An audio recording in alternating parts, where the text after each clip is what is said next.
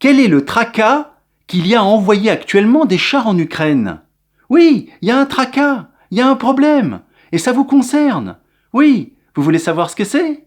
Très bien, alors suivez-moi et je vous le dévoile. C'est parti!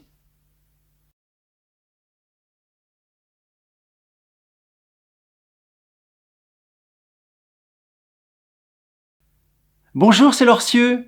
Alors, quel est le tracas, le problème qu'il y a à envoyer actuellement des chars en Ukraine? Oui, vous le savez, il y a malheureusement une guerre entre les Russes et les Ukrainiens actuellement dans le Donbass et donc dans l'Ukraine. C'est terrible, hein, on est tous naturellement pour que ça s'arrête le plus vite possible et qu'ils trouvent une solution pour que ça s'arrête, effectivement, pour tout le monde. Bien sûr, en attendant, les chars sont envoyés par les Anglais, les Allemands, des chars légers par les Français, par les Américains également qui vont arriver. Envoyer tous ces chars en Ukraine, c'est pas évident parce qu'il y a un tracas. Oui, il y a un problème avec les chars en Ukraine. À la fois avec les chars russes et avec les chars ukrainiens. Oui. Vous savez ce que c'est, non? Bon, ben, je vais vous le dire, mais en attendant, d'abord, j'ai un invité surprise et lui a un message pour vous. Écoutez-le. Bonjour, c'est le capitaine Gunther von Richthofen de la Grande Allemagne. J'arrive pour un petit message pour vous, les Françaises et les Français. Wie geht's? Ça va? Très bien. Alors, vous allez maintenant prendre vos affaires et venir avec vos chars Leclerc avec nous emporter en Ukraine. Jawohl. Vous allez arrêter vos manifestations qui servent à rien là pour la retraite. Bande de cloportes. Vous allez vous mettre au travail avec vos chars Leclerc et vous allez venir avec nos léopards. On va aller directement se battre en Ukraine. Oui, vous arrêtez tout et vous venez manifester en Ukraine avec nous, avec les chars Leclerc et les chars léopards. Est-ce que c'est clair?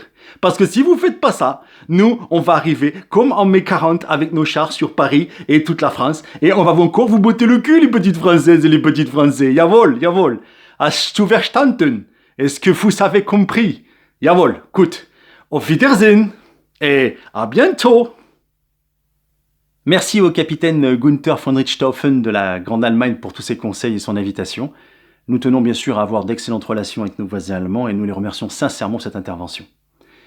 Alors, concernant les chars, qui a créé le premier char moderne au sens militaire du terme, c'est-à-dire avec chenilles, canons, mitrailleuses, etc.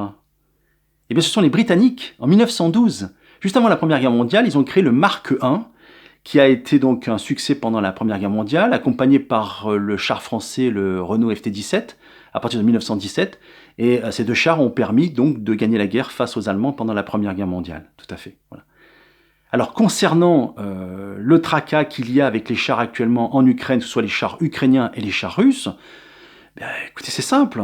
Vous avez vu les vidéos sur Internet, les photos, les reportages à la télé sur ce qui se passe avec les chars, ce qu'ils font, les Russes et les Ukrainiens? Ils cassent tout, hein.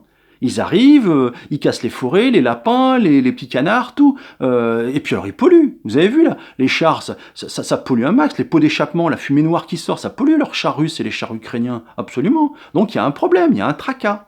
Quel est-il? Ben écoutez, c'est très simple. Regardez. Hop. Est-ce que les chars ukrainiens et les chars russes disposent sur leurs chars de vignettes critères, comme vous avez vous sur votre voiture pour la pollution? Est-ce qu'ils l'ont d'après vous? Parce que s'ils l'ont pas, il faut vite envoyer des écolos français pour imposer aux Russes et aux Ukrainiens sur leurs chars de poser les vignettes critères. Ça me paraît important. Qu'en pensez-vous? Merci, au revoir. Abonnez-vous en cliquant sur le bouton s'abonner situé en bas de la vidéo si vous aimez mes vidéos et en plus, vous m'aiderez ainsi à me faire connaître. Merci beaucoup, au revoir.